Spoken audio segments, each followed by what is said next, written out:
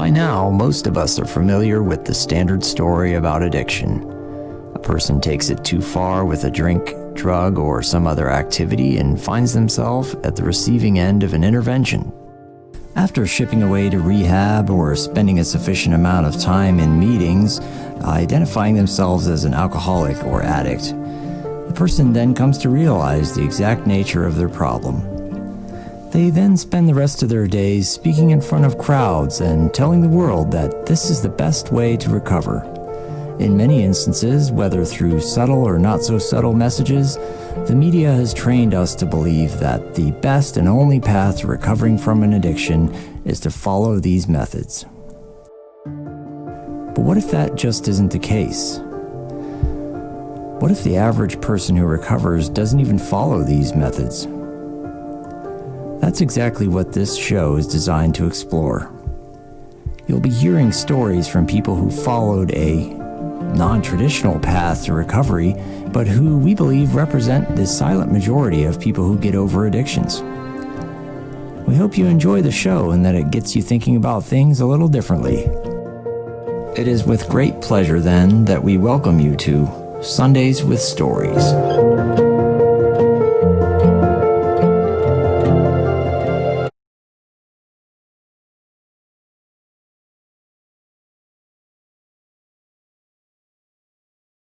Welcome to Sundays with Stories. I'm Zach Rhodes. I'm here with Dr. Stanton Peel. Stanton, thank you for joining me once again. It's my pleasure, and we're going to cover a lot of interesting territory today. Yeah, well, we're going to start with, I want to break this into a few different bite-sized segments before we get to an interview that we'll do just a little bit later. Let's talk current events, because that's something that people have been interested in and talked about.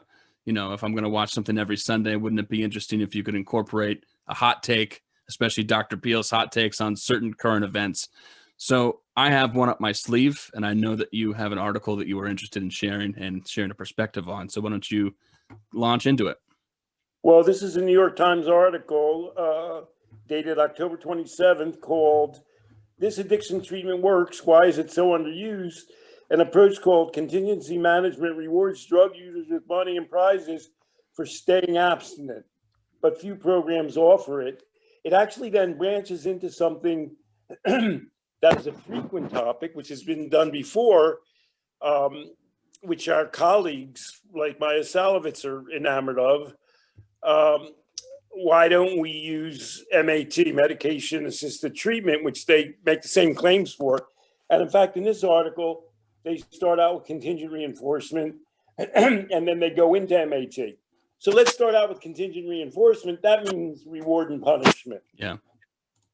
And I have to give a little deep background here.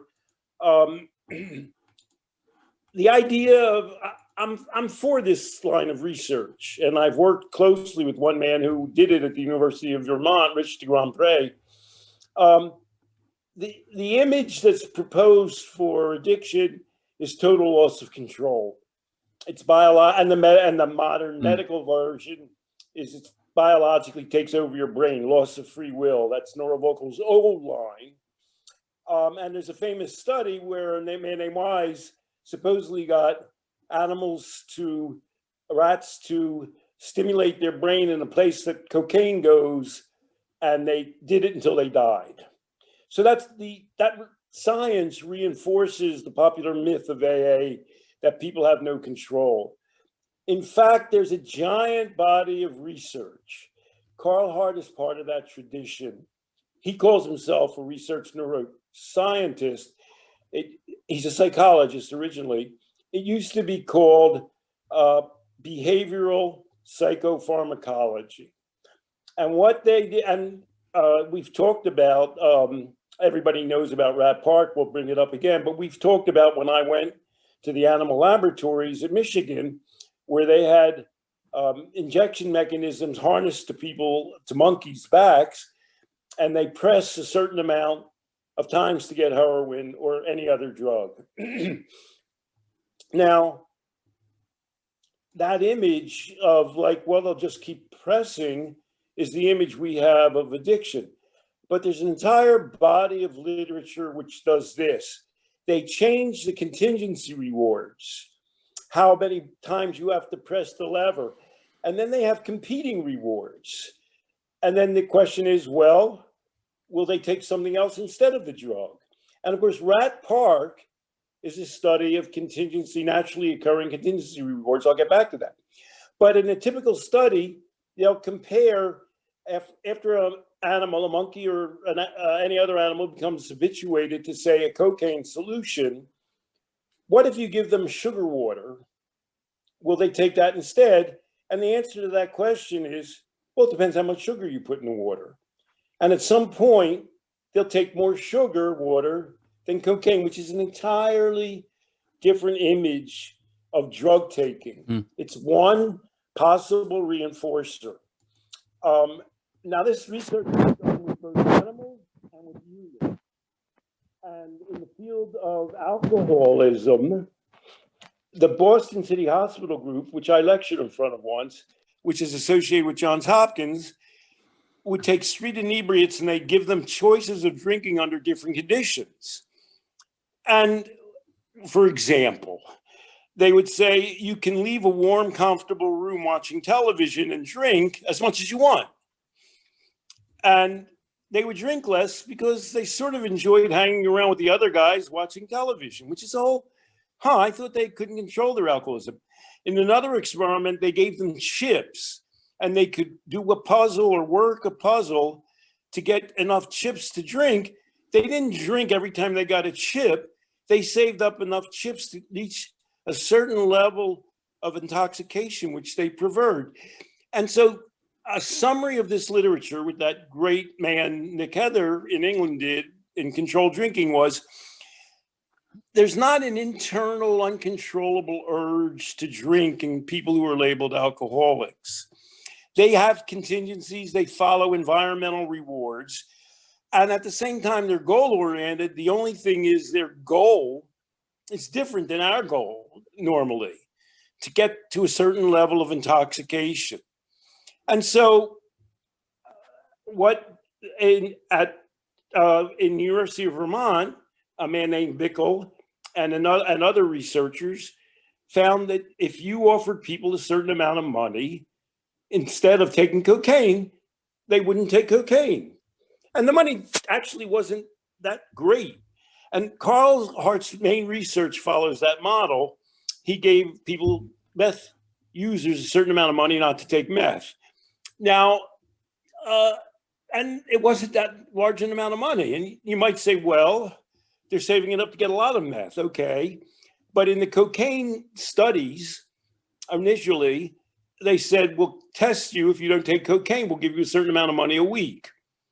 And what's your reaction to that model, Zach? How do you feel about that? Well, so which part? The contingencies in general? Well, just giving people money not to take cocaine. My reaction is it would make sense that people would take money instead of cocaine a lot of the time. My concerns with contingencies with just pure carrots and sticks is that it can be one-dimensional. It's not taking into account everything that might lead someone toward one goal or another. It's sort of doing something like you do in a lab in science, useful, but you take things and you study them in a lab in science just so you can cancel out all that noise, which you've just assumed is not, nonsense and doesn't matter for your study. And then it doesn't apply to the real world all the time. So that would be my holdup with anything like this. Not that it couldn't apply. The two things, exactly right. It's really useful and important information. It tells us that there's no internal drive that you can manipulate. Right. People's reaction signifies agency. Yeah. And we reject that kind of alcoholism research anymore. The idea of using people, controlling their lives like guinea pigs. And the other thing, obviously, the problem with rewarding people not to take cocaine is, well, how long is that experiment going to go on? Yeah. A month, 2 months? Yeah. Then what happens? And we actually know the answer to that question. And I'll read you the answer to that question. There's a very famous group at Harvard called the Global Control of Tobacco. And they did a study where the most important for a very long time, decades, method for controlling tobacco use was nicotine reinforcement replacement by pill or patch. And they studied men who quit smoking with or without nicotine replacement therapy, NRT. They found no difference over 18 months and 3 years in how likely they were to continue smoking. And one subgroup, heavy smokers who use replacement products, was twice as likely to relapse as heavy smokers who did not use them. Can you imagine, before we go on, why would that be? The heaviest, most addicted smokers who you would think would be most susceptible to nicotine replacement therapy were the most likely to relapse versus guys who are heavily dependent who quit smoking on their own. Could you run that through in your mind and think why that would be? The most simple way that I could put it is that they learned to rely on the replacement. And then what always happens is, just in the same way they stop giving you money not to take cocaine, well, one morning they run out of nicotine replacement. This is something our friends at the Freedom Model retreat, Stephen Slade and all of them will say, no, here's a real problem, because not only are you starting to rely on something new, but you're forming a story in your mind that you can't possibly get by without something to rely on. And that's really crucial, and we commend them for that. So the researchers are the head of Harvard's Global Center for Tobacco Control. Pretty authentic sounding things. This gets back to what you originally said.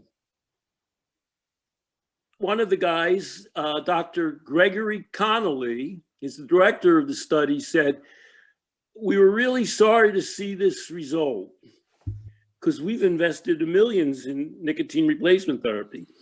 And another co-author of the study, Hillel Alpert,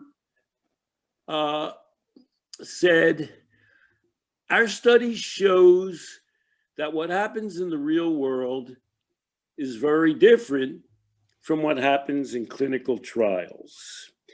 And what you and I would say, I think, in terms of contingency rewards, what we believe in and what we teach through the Life Process program is for people to control their own contingencies. And the answer to the question, why don't I smoke, for a person who quits on his own versus NRT is, well, I decided I didn't want to smoke. I wanted to feel healthier. I wanted my wife or husband to stop complaining, or my child to love me, whatever reasons people have. I wanted to be healthy. Those are real reasons in their lives. And those reasons are more persistent. You know why you're doing it. Your motivation's better. And those contingencies are real. And they're really in place. So what we do in the Life Process program is to encourage people to develop real and discover in their family, their spouses, their partners, their children, their friends, their communities, their purpose, their values, their health, real reasons for quitting something or modifying their behavior. So this brings me to my favorite all-time behavioral pharmacology studies. One of the earliest directors of the NIDA was a man named Charles Schuster, who for some reason everybody called him Bob, and his wife, Chris Johansson, Bob has died, and Chris Johansson is still at the University of Chicago. They are behavioral pharmacologists or psychopharmacologists. They were very good to me. They're some of my mainstream connections. And Chris Johansson did the greatest behavioral pharmacology study, except the results didn't really come out from the study. The study was they gave D-amphetamines to students at the University of Chicago and young employees, mainly students, and they measured how they reacted to them and what their willingness was to consume them. And amphetamines, I don't want to suggest any bad habits to anybody watching this, people like amphetamines. Amphetamines raise people's spirits. Not everybody enjoys narcotics. Pretty much everybody enjoys speed. And so when they measured people's response to the amphetamines, the students and young employees said, I really like this. I really like the spirit that it imbues in me. And as these studies went on, they became less willing to take them. Now, these people are reinforcement people. So their logic was, Chris Johansson and Ulanoff is the co-author, well, they like the drug's effects. Why do they take less of them? All right, Zach, why do they take less of them? Because they like the drug's effects when the drug's effects are enjoyable. Is that what you mean? Is that what that's why people take more? That's why they should be more willing. Every time they came to the laboratory, they became less willing to take the drug. I guess what I'm trying to say, as a person who enjoys amphetamines in a perfectly reasonable way, I would say, I have a life to live. Just like when you ask people, did you keep taking your painkillers and become addicted to them after your surgeries? No. And why? The most common answer is I had shit to do. I had a family. I've got things to do. The drug's enjoyable when there's a context to enjoy it in. 100% right. So Johansson and Ulanoff did a behavioral study, where human subjects, young, at the University of Chicago, enjoyed amphetamines and became less and less willing to take them. And so they had to sort of explain the results other than what actually happened in the experiment. They said, the students would say, well, I have other things to do. I'm trying to graduate, for God's sake. The University of Chicago is like, Harvard and Stanford. They wanted to go wherever, medical school or politics. And the young employees were similarly ambitious, and the drug interfered with their ability to proceed with their regular lives. So that's exactly what we're talking about in the context of, it's reinforcing, okay, but who controls those reinforcements? And for people who control the reinforcements in their lives and who have other options, and we get back to the rat park study, even rats who become habituated to morphine solution, if you give them enough to do, forgive my language in this high level conversation, screwing other rats, running around in sawdust and going on those rat Ferris wheels, they'll stop taking the morphine. They'll just take water, because that allows them to do those other groovy rat things. And so we, in the Life Process Program, we're encouraging people to do those other things. And that's our solution, because like in the global tobacco study, it's more enduring. And like the problem with giving people money not to take cocaine is, well, you got to get reinforcement in the natural world, because, at some point they're going to stop paying you not to take cocaine. The guys who are doing the study are going to retire, or something's going to happen. And then what happens is they're more likely to relapse because they don't feel they have internal control. Right. Let's move on to medication-assisted therapy, which, remember, we're talking about an article that just appeared in the New York Times. I'll just repeat the title of it.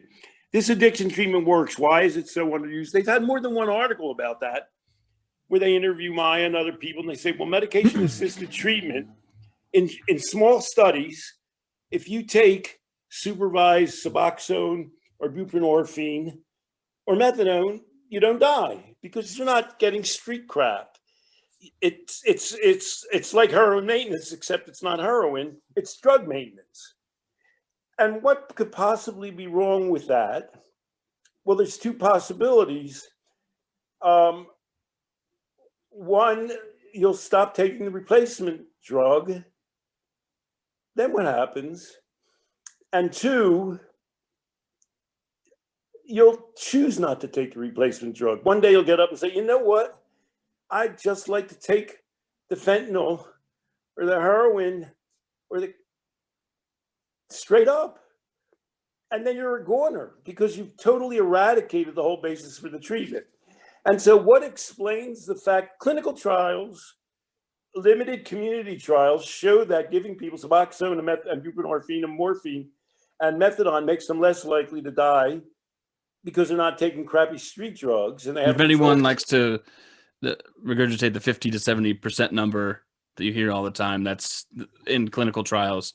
It's true. We wouldn't push back on that. And then the question becomes, well, how does that actually work for human beings in the world? And we're faced with the fact MAT is now government approved. It's no longer a crazy communist radical. Well, first of all, we should say naloxone, a reversal drug, as you carry it, that just instantly is an antagonist to narcotics. Naltrexone is a prescribed long-term and opposition to narcotics, and other drugs like Suboxone and buprenorphine and methadone are replacements or combinations of replacement and antagonists. And then the question becomes, in a longer-term study, how well do these things work? And these drugs are now being used throughout the United States. They're encouraged by the government. And as we talked about last week, and as we'll always say, we're in a drug death hurricane. Drug deaths have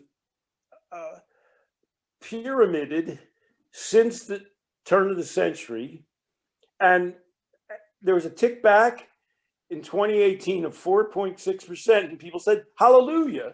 However, in 17 states, deaths increased. In many of those states, like Missouri, they were actively promoting MAT.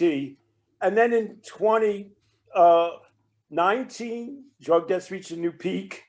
And now in 2020, we have the pandemic, and drug deaths have really gone haywire.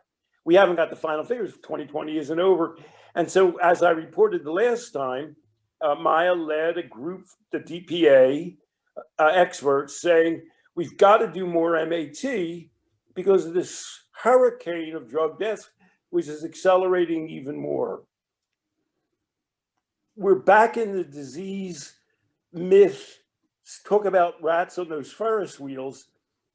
We've got a theory about what keeps people from using drugs or dying from drug use.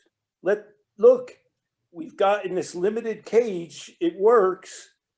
Unfortunately, when people get out of that cage, they do all kinds of crazy stuff, and more of them are dying. We've got to do more and more of what we did in the cage. I mean, piece together the argument someone like Maya would put forward the best that I can, and she could come on and correct me if I'm wrong. And then we could see where it goes wrong. As you're saying, in clinical studies, you can give people a replacement drug, and they seem to be perfectly fine with that. Like, I was doing heroin, methadone is kind of a proxy for it, and this is better. People die less often when they're taking it. Okay, but when it comes to and so also Maya, like us, is a pretty progressive person. She's compassion is something that is a priority for her. So there's sort of an argument that people deserve to be able to take a replacement drug if that's what they want to do. Okay, so we could agree with that. Rather than giving people a drug, it's not the same thing. When we talk about MAT, it's not the same thing as saying wherever you are in your community, if you want to access these new different drugs, you can. And it's certainly not the same thing as saying we understand that you're using all kinds of drugs. If you want to use them, here's a clean supply of it, because that's not really what it is. Also, it's adding extra elements that weren't already present in a person's life, and these new elements are tedium, like they're chores rather than natural life. Like, you have to come in for an appointment, or you have to travel, and then you need a prescription, right? And you need a prescription and certain doctor's orders. You also have to keep in touch to explain how your treatment is going, and then, like you explain with nicotine therapies and things like that, there's also this idea that you can't survive without this crutch. Like, there's no one saying, if you tell your doctor, I've decided I'm going to miss my dose today, they don't say, okay, or what are you going to do? they say, well, what's going on? This is not the way you're supposed to take these drugs. And you're often the most frequent way people end up taking Suboxone is they're forced to take it by the criminal justice system. So and DPA has the strange bending over backwards obligation of saying, we love MAT, we're against coercion. And most people take Suboxone because they're coerced to. The very famous case that I often discuss that Ethan and DPA is still pissed off at me about, the Massachusetts Supreme Court considered a case about a woman who relapsed while she was on probation for theft, and they put her in prison for a week. But what people don't know was she relapsed to fentanyl while she was on Suboxone. She was already on MAT, and she was on it in a court-ordered way. And then what can you say about people? One day she said, I just want to take my drug of preference, fentanyl. Who knew? And of course they'll say, oh, she wasn't getting enough Suboxone. You know, they start tinkering, with the levers. They say, well, we needed to give her more Suboxone. So in a primary case that was used initially, and I did a video with you attacking the logic that she should have been forced, she shouldn't have been put in prison for taking drugs. She was actually put in prison for theft because she was on probation. But forcing her then, after she's in prison, to take Suboxone is a violation of what we care about. It's a violation of, ironically, what DPA says they care about. And it's ineffective, as proved by her. She was court-ordered on Suboxone when she violated her probation, took fentanyl, and went to prison. The whole it's a house of cards that's built on the idea that we can force people to modify their behavior by reward and punishment that we control, or by providing drugs that either block the effects of a drug or that substitute that we control. And that's the answer to addiction. It's not the answer to addiction.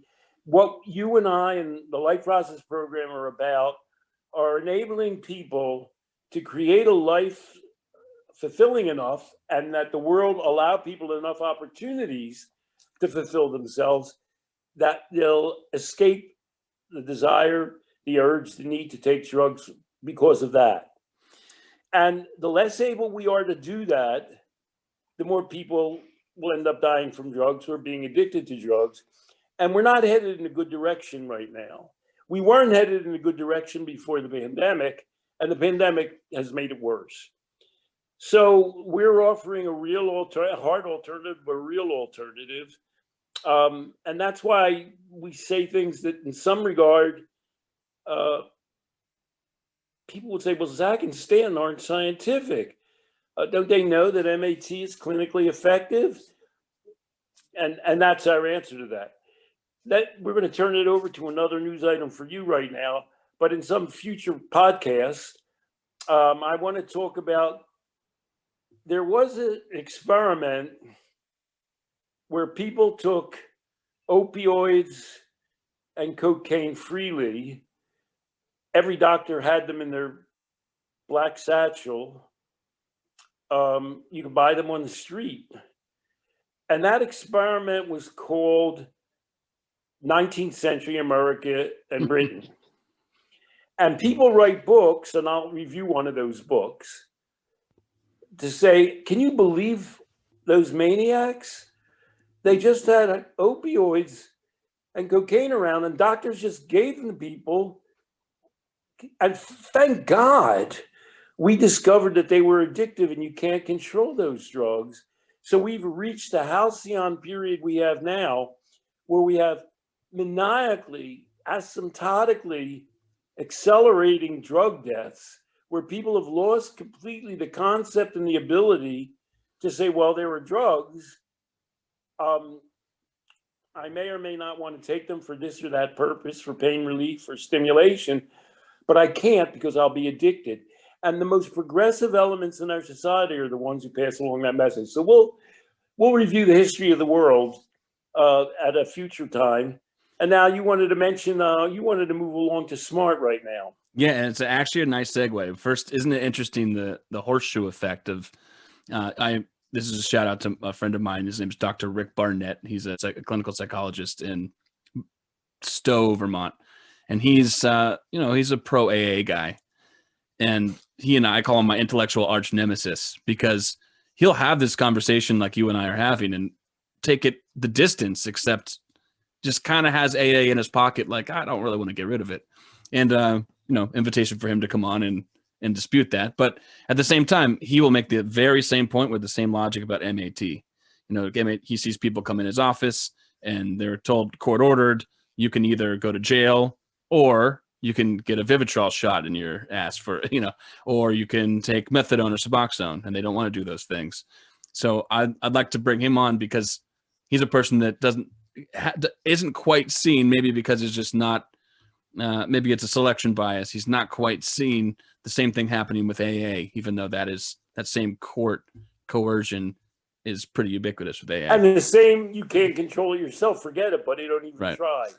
So the answer to the article's headline is we are doing both of those things. We are exercising contingencies all the time by arresting people and letting them out and arresting them again. And we are really, MAT is everywhere.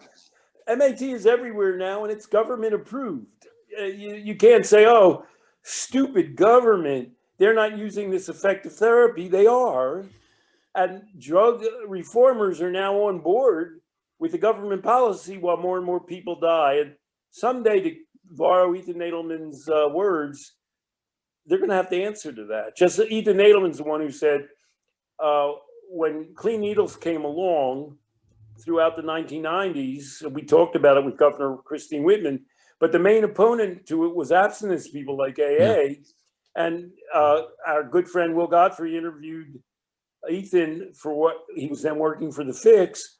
And Ethan said, the AA and 12-step people are going to have to answer sometime in the future for the hundreds of thousands of people who died due to HIV infections because they were completely against anything that violated abstinence. Right. And what I'm saying is that our current MAT medicalization of addiction will get them better by forcing them to take a medication, is going to have that same answer.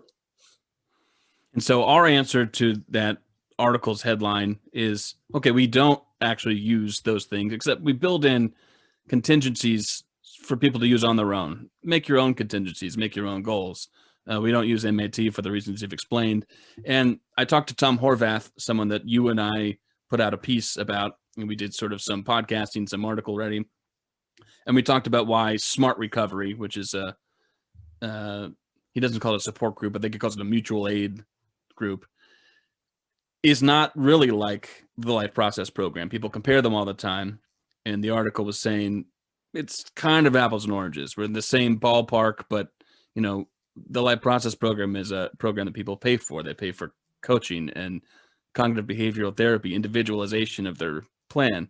And Tom said, you struck the right tone with that piece. He totally agrees, except he wanted to add something, which I think is good news, that Smart in its slowly as they want to move, have now incorporated a sort of a non-abstinence clause, I guess it was tacitly, into their programming. So instead of what it used to be, like where people are meeting and we're going to talk about how to stop using drugs, it's people or alcohol. Or actually they've expanded it recently. So it's anything, any problematic sort of behavior. They did make the leap to saying, well, abstinence is sort of a weird goal for some of those other things. And maybe it's sort of a weird goal for drugs and alcohol too. So instead of abstinence or stopping using drugs, we're going to help people to stop their cycles of behavior, problematic cycles of behavior, whatever that means to them. So people come in and set goals themselves. Still, there's the distinction that he and I talked about, and people can see on the interview that I'll put up soon. But he admits SMART is just, it's a group. So it's not like the life process program where we're focused forward and saying, look at new horizons, find your purpose in life and go. But, by saying there's obviously some sort of a problem and giving people the strategies and tools to be able to attack that, however they define it, not just saying you have to stop using drugs or whatever behavior, is a huge step forward and something that I was happy to talk with him about. SMART, in a way, SMART's a modern miracle. Tom didn't start it. He's the first one to say he wasn't the first director, but he navigated it for decades. Yeah. He made it a competitor for AA, and God bless it. Yeah. Mostly every court in the United States sort of knows now, if you get a DUI, they can't say, oh, buddy, go to the 12 steps. And you say, I'm not comfortable in AA. Everybody sort of knows, well, there are other groups. And one of our colleagues at LPP, who you interviewed, Deke Cloward, is a person who's spread that word around to many courts. But everybody kind of knows it now. And that's great. But for whatever reasons, because they're competing with AA, because people who come into groups have a certain expectation, although Tom personally himself in his own work in practical recovery never was totally abstinence oriented. Yeah. The group felt it had to be abstinence oriented. Right. And then you went through that a little with Dee Cloward as well when you talk with her. It's not for me to judge how to run a major organization that competes with AA, which has been around since the 30s and which is the heart of America. Somebody who makes something like that work, just the same way Ethan Nadelman made DPA work, I can't kibitz how they've done it.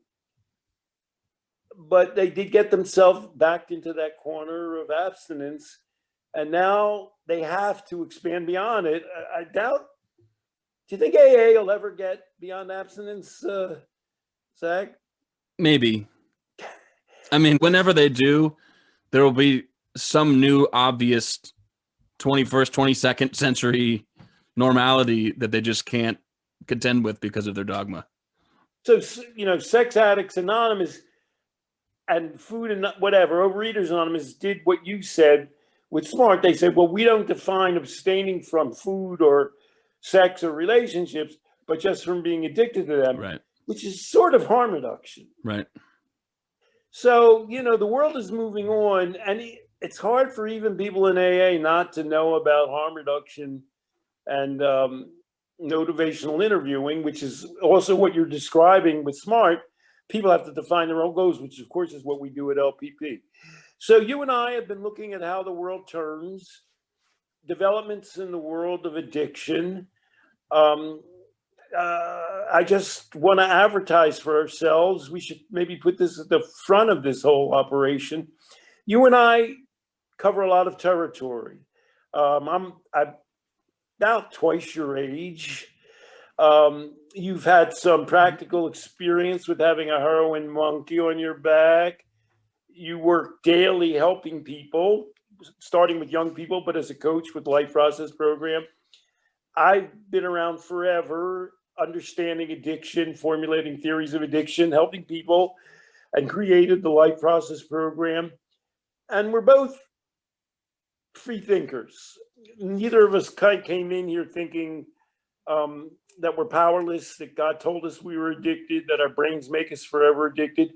We're dealing with the ongoing cascading changes that we're seeing in front of us. There's a lot of bad results, but there's just been an opening of the American mind, as represented by the people we mentioned, Maya Salovitz and Mark Lewis and DPA, to put things on the table and say, well, what are we really talking about? And SMART's changing. What really is effective? How do people really come to grips with problems? And, I like to say that this little podcast of ours there's no place that you'll observe more free thinking, more forward thinking based on long experience and covering the whole dockside, the whole shoreline of different experiences and approaches to dealing with and experiencing addiction. And between you and me, Zach. It's a good stopping point. And make sure people, just a reminder for people to subscribe to the YouTube channel. We've seen an uptick of that recently. People are engaging, so I think people agree with you. Maybe we don't even have to put that out front, because I think people are noticing that the conversations that we're having are conversations you don't get many other places, especially people working in the field.